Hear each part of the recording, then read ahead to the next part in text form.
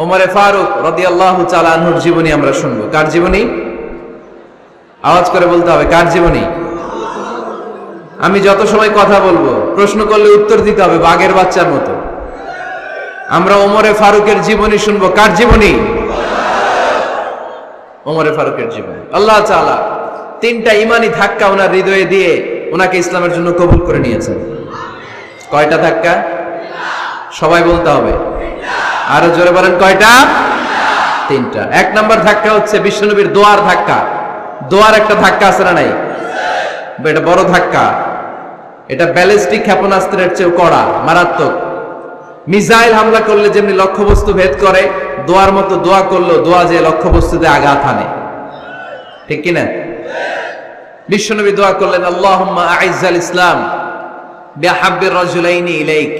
আল্লাহ, এই মক্কার দুইজন লোকের একজনকে তুমি কালিমার সুশীতল ছায়াতলে এনে দাও। দুইজন লাগবে না, কয়জন লাগবে? জোরে বলেন, একজন। কারণ যুগ জামানা পাল্টে দিতে চাই না অনেকজন, এক মানুষই আনতে পারে জাতির জাগরণ। এক মানুষই বিপদকালে বাঁচায় কাফেলায়, ক্ষুদ্র ডিঙ্গি বাঁচায় জাহাজ অসীম দরিয়ায়। এজন্য জামানা পাল্টে দিতে লাগে কয়জন? এজন্য বিশ্বনবী আল্লাহর কাছে দোয়া করলেন, আল্লাহ, মক্কার দুজনের একজন, দুজন চাই না, দুজনের যে কোনো একজনকে কালিমার সুশীতল ছায়া তুলে এনে দাও। এক হলো ওমর ইবনুল খাত্তাব, হয়তো খাত্তাবের বেটা ওমরকে তুমি ইসলামের ভেতরে নিয়ে আসো, কিংবা আবি জাহাল ইবনে হিশাম, হিশামের বেটা আবু জাহেলকে তুমি মুসলমান বানায়া দাও। দুইজন চাইছেন নাকি একজন? হয় খাত্তাবের বেটা ওমর কিংবা হিশামের বেটা আবু জাহাল, দুজনের একজনকে আমার চাই। ওমরে ফারুকের জন্য দোয়াটা কবুল করে নিয়েছে কে? তাহাজ্জুদের নামাজ পড়ে বিশ্বনবী যখন দোয়া করলেন, এই দোয়া যে ওমরে ফারুকের হৃদয়ে একটা ধাক্কা মারল। সুবহানাল্লাহ পড়েন। দোয়ার ধাক্কা বড় ধাক্কা, ঠিক কিনা? প্রায় শুনবেন ক্যান্সার হয়েছে, ডাক্তার বলে দিছে বাঁচবে 2 মাস। কয় মাস? এরপর আমি দেখছি লোকটা 8 বছর বেঁচে ছিল। কয় বছর? ডাক্তার বলছে বাঁচবে কয় মাস, বেঁচে ছিল কয় বছর? 8 বছর। কিসের বরকতে? দোয়া। কিসের বরকতে? তাহলে দোয়ার একটা পাওয়ার আছে না নাই? একটা বিশ্বনবী দোয়া করলেন, আল্লাহ, হয় ওমরে ফারুককে আপনি এনে দেন, অথবা আবু জাহেলের মনটারে নরম করে দেন। ওমরে ফারুকের জন্য দোয়াটা কবুল করে নিল কে? এই দোয়ার একটা বরকত ওমরে ফারুকের হৃদয়ে ছুঁয়ে গেল। এক নাম্বার ধাক্কা। ধাক্কা সব একবারে দেওয়া যায় না। ধাক্কা একবারে দেওয়া যায়? ডাক্তারের কাছে গেলে ডাইরেক্ট কি অ্যান্টিবায়োটিক মারে? কথা বলেন। প্রথমে সামান্য ওষুধ দেয়, সিম্পল ডোজ, তারপরে ডোজ একটু বাড়ায়, ফাইনালি কাজ না হলে অ্যান্টিবায়োটিক মারে।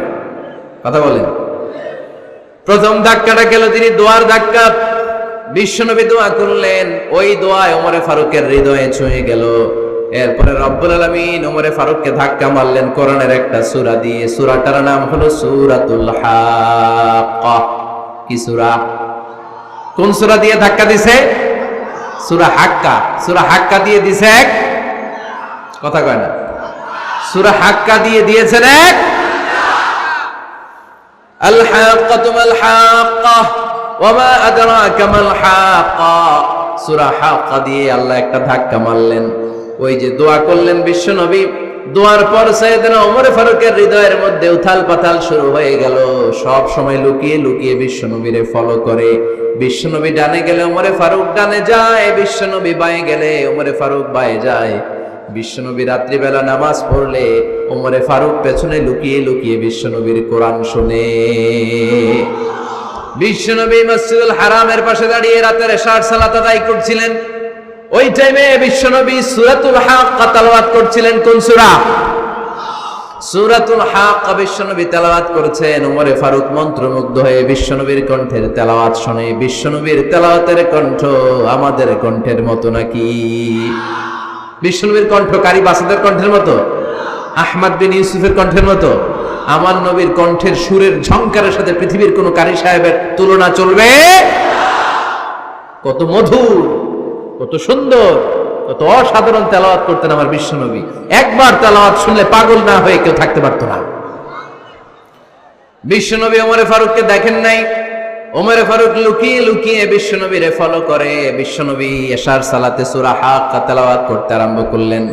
তেলাওয়াত করতে করতে করতে করতে বিশ্বনবী সামনের দিকে যেতে লাগলেন। বিশ্বনবীর চমৎকার কণ্ঠের তেলাওয়াত শুনে ওমরে ফারুক মুগ্ধ হতে লাগলো। ওমরে ফারুক অবাক, কিরে এত সুন্দর শব্দের গাঁথনি, এত সুন্দর বাক্য, এত সুন্দর অন্তমিল, এত সুন্দর কথা, এটা কবিতার মতো লাগে। মনে হয় মোহাম্মদ কবি হয়ে গেছে। কি হয়ে গেছে সবাই বলেন? মনে হয় মোহাম্মদ কবি হয়ে গেছে, কাব্য প্রতিভা দিয়ে নিজেই কবিতা বানাইছে। ওমরে ফারুক যখন মনে মনে ভাবলেন এগুলো মনে হয় মোহাম্মদ কবিতা পড়ে, মোহাম্মদ মনে হয় কবি হয়ে গিয়েছে। ইন দা মিন টাইম বিশ্বনবী তেলাওয়াত করছিলেন সূরা হাক্কা থেকে, ওয়ামা হুয়া বিকাউলি শাইরিন কলিলাম মা তুমিনুন। এই আয়াতের অর্থ হলো এটা কোনো কবির বানানো কবিতা নয়, তোমরা অল্প সংখ্যক লোকই এই কোরআনের উপরে ঈমান আনো। সুবহানাল্লাহ পড়ে। বিশ্বনবী ওমরে ফারুককে দেখছে নাকি? কথা কয় না, দেখেছে না? বিশ্বনবীর মতো তেলাওয়াত করে যাচ্ছে। ওমর ফারুক যখন মনে করলেন কিরে এই কথাগুলো এত সুন্দর, এটা মনে হয় কবিতা। ইন দ্য মিন টাইম বিশ্বনবী যে আয়াতটা তেলাওয়াত করছিলেন, কোইন্সিডেন্টলি দৈবাক মিলে গিয়েছে। ওই আয়াতের অর্থ ছিল এটা কোনো কবির বানানো কবিতা না, খুব অল্প সংখ্যকই তোমরা ঈমান আনো। এবার তো ওমর ফারুক আটকে উঠলেন, ঘটনা কি? আমি মনে মনে ভাবলাম মোহাম্মদ কবি, আর যেটা পড়তেছে এটা কবিতা, কিন্তু মোহাম্মদ আমার দেখেও নাই, কিন্তু বলতেছে এটা কবির বানানো কবিতা না। তাহলে মোহাম্মদ মনে হয় গণক হয়ে গেছে। কার মনে কি চলে না দেখেই বলতে পারে। নাউজুবিল্লাহ পড়বেন না? ওমর ফারুক এবার মনে মনে ভাবে মোহাম্মদ তাহলে কবি না, আগেরটা ভুল ধারণা আমি করেছি। মোহাম্মদ কবি নয়, মোহাম্মদ হলো গণক। আওয়াজ করে পড়েন নাউযুবিল্লাহ। মোহাম্মদ মানুষের মনে কি চলে গণনা করে সব টের পেয়ে যায়, সব বুঝতে পারে। বিশ্বনবী তখন যে আয়াতটা তেলাওয়াত করছিলেন সেটা হলো ওয়ালা বিকাউলি কাহিনিন কলিলাম মা তাযাক্কারুন। বিশ্বনবী তখন যে আয়াতটা তেলাওয়াত করছিলেন এই আয়াতের অর্থ হলো এটা কোনো গণকের বানানো কথা নয়, খুব অল্প সংখ্যক লোকই তোমরা উপদেশ গ্রহণ করো। বিশ্বনবী ওমর ফারুককে দেখে? কথা কয় না, দেখে না, কিন্তু মিলে যাচ্ছে। ওই আয়াতের পরের আয়াতটা ছিল এটা গণকের বানানো কোনো গণনা নয়, খুব অল্প সংখ্যকই তোমরা ঈমান আনো। এবার তো ওমর ফারুক বেহুশ। হায় হায়, প্রথমে ভাবলাম কবিতা, সে পড়ে যাচ্ছে না কবির বানানো কবিতা না। এরপর মনে মনে ভাবলাম মনে হয় গণক, সে বলে না এটা গণকের বানানো গণনা নয়। তাহলে এটা কি? এটা কি?